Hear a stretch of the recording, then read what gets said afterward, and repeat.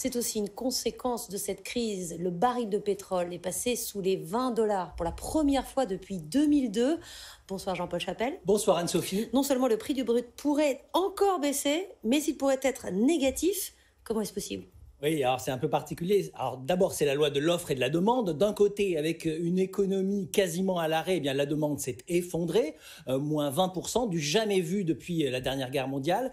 Et dans le même temps, l'offre, la production, elle a augmenté. L'Arabie Saoudite continue d'ouvrir les vannes. Résultat, les cours s'effondrent, vous l'avez dit, et personne ne veut arrêter sa production car ça coûte trop cher de fermer, même provisoirement, un puits de pétrole.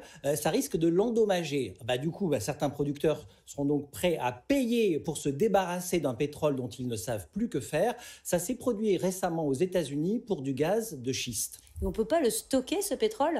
Alors si, mais on arrive à saturation des capacités de stockage mondiales. On est à 83% selon l'observatoire Kepler.